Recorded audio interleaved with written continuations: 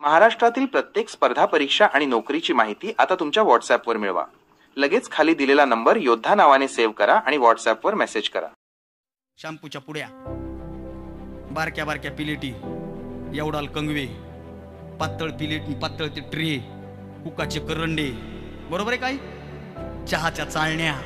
आता तुम्हाला काय सांगा, माझ्या घरात 38 चाळण्या आल्या। मला भाषण बंद करून हॉटेल टाका वाटायले। 38 चाळण्या वापरा कुठं? एक चाळणी वर्षभर जाईल, अति कवा 38 चाळण्या। पण मी जे माझ्या घरात बदल केला ना, तो तुमच्या घरात सांगतो, प्रामाणिकपणे सांगू। मी मागच्या 2 वर्षापूर्वी हळदी कुंकाच्या कार्यक्रमात घरी आलेल्या प्रत्येक मायमाऊलीला गाथा भेट दिली। अशा 1700 गाथा वाटल्या, 1700 गाथा जगद्गुरु तुकाराम महाराजांच्या। मागच्या वर्षी 1400 ज्ञानेश्वऱ्या वाटल्या आणि या वर्षी मुद्दामून सोबत आणलाय हा एक पेन। हा पेन या वर्षी प्रत्येक आलेल्या मायमाऊलीला मी तो पेन द्यायला लावला माझ्या घरच्यांना। का? कारण हा पेन तुम्ही घरी घेऊन गेल्याच्या नंतर असाच ठेवणार नाही, तो पेन तुम्ही या लेकरांच्या हातात द्याल आणि त्यांची आठवडाभराची का होईना शिक्षणाची व्यवस्था होईल। पुढच्या वर्षीच्या हळदी कुंकाच्या कार्यक्रमात ते शॅम्पू बी काय देते? सगळ्या कंपनीचे शॅम्पू, आणि ही लावती शिका काही तेच नाही देत। मग सगळे शॅम्पू कुठे येतात माहिती का? अहो तुम्हाला का हो, शॅम्पू घ्या ना, तुम्हाला द्या ना। त्यानं शॅम्पू फोडला, लावला, क्लिनिक प्लस होता। दुसऱ्या दिवशी परत आंघोळीला गेलं, ती म्हणले अहो हा मला का हो, शॅम्पू घ्या ना। त्यानं शॅम्पू घेतला, वेगळाच निघाला, हेड अँड शोल्डर। तिसऱ्या दिवशी डव, पुन्हा चिक, वेगवेगळ्या कंपनीचे शॅम्पू आणि वेगवेगळ्या कंपनीचे शॅम्पू वापरून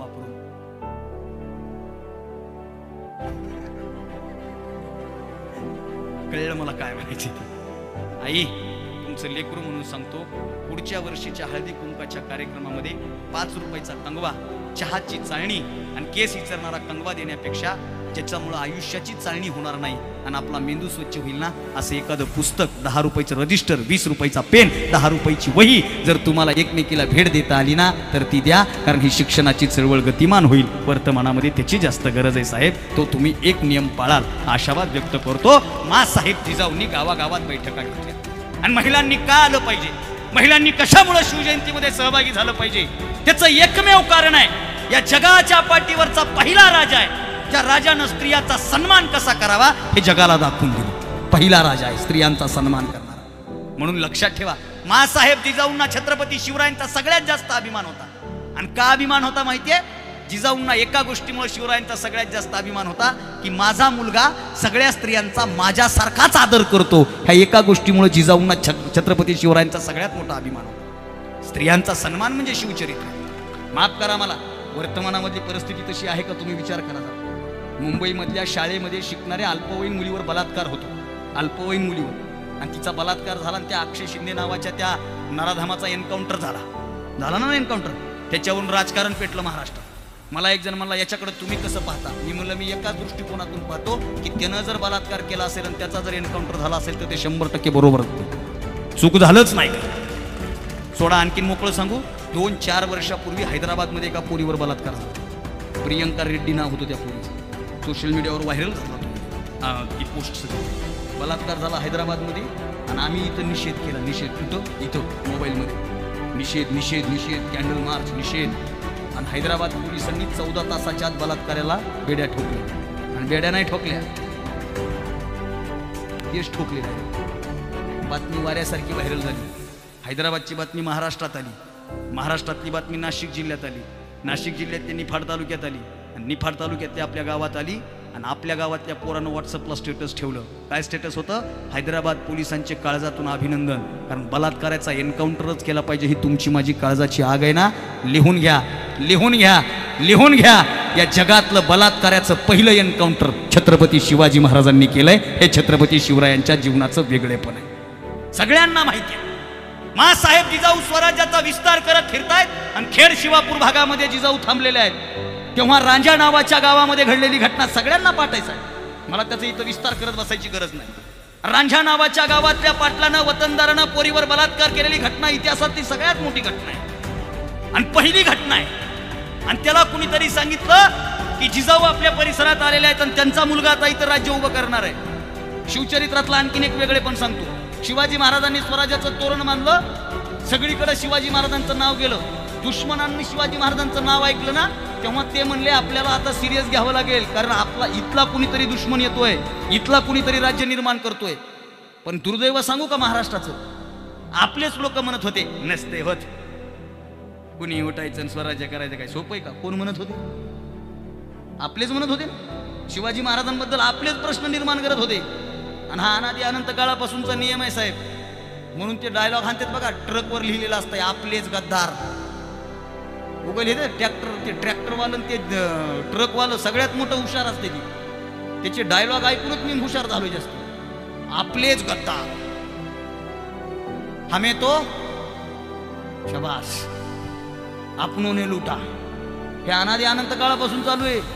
शिवरायांना विरोध कुणी केला? पहिला कुणी केला? आपल्या लोकांनी केला. पण शिवचरित्रातला तिसरा आदर्श, मी बोलत असताना एक आदर्श मांडून जाईल. शिवचरित्रातला तिसरा आदर्श, सुरुवातीला आपलीच लोक विरोध करतात, पण आपलं कर्तृत्व सिद्ध झालं ना, आपल्या नावावर आपलीच लोक उड्या मारतात. हा छत्रपती शिवरायांच्या चरित्रातला सगळ्यात मोठा भाग आहे. सगळ्यात मोठा भाग आहे हो, सगळ्यात मोठा भाग. आणि मी ते व्हॉट्सअपला एक मेसेज वाचला होता, बरी सगळीकडे प्रवासी तर मोकळं बोलू साहेब. मी माझ्या गावात यावर्षी आमच्या या वर्षीची व्याख्या 50,000 मानते, 1,00,000 पट्टी घ्या, पण मला बोलवूच नका मला. कारण मी जर तिथं भाषण करायला ना, खाली बसलेले म्हणजे बर असे का, बर बर बर तू सांग मग आता आम्हाला, तुला गावामध्ये आम्ही चडीवर फिरताना पाहिलाय, काय संबंध आहे का? व्हॉट्सअपचा एक मेसेज वाचला होता मी. कौतुक लांबच्या लोकांकडून होतं, जवळच्या लोकांचा अर्धा वेळ नावं ठेवण्यात आणि संशय घेण्यामध्ये जातो. पण एक वाक्य सांगू, एकदा कर्तृत्व सिद्ध झालं ना, संशयानं पाहणाऱ्या नजरा सुद्धा आदरानं झुकल्याशिवाय राहत नाहीत. हे शिवरायांच्या चरित्रातलं वेगळेपण. हे शिका शिवरायांच्या चरित्रातून. फक्त जय जिजाऊ जय शिवराय घोषणा देण्यापुरतं चरित्र पाहू नका. हे छोटे छोटे आदर्श पहा. शिवरायांनी काय स्वतःचं अस्तित्व उभं निर्माण केलं? अरे त्या शेतकऱ्याला कुणीतरी सांगितलं काय झालं, तो म्हणतो पोरीवर अत्याचार झाला, जाणं मग आपला राजा झालाय, न्याय माग. तू म्हणला आतापर्यंत अशा कित्येक घटना घडल्या, कोणाला न्याय भेटला? मला भेटणार आहे का? अरे जा, जाऊन तर बघ. आणि सगळ्या लोकांच्या नजरेसमोर तो शेतकरी जिजाऊंच्या दरबारात जातो ना, तेव्हा परिसरातली लोक जमा होतात की आता काय होणार, काय होणार, काय होणार.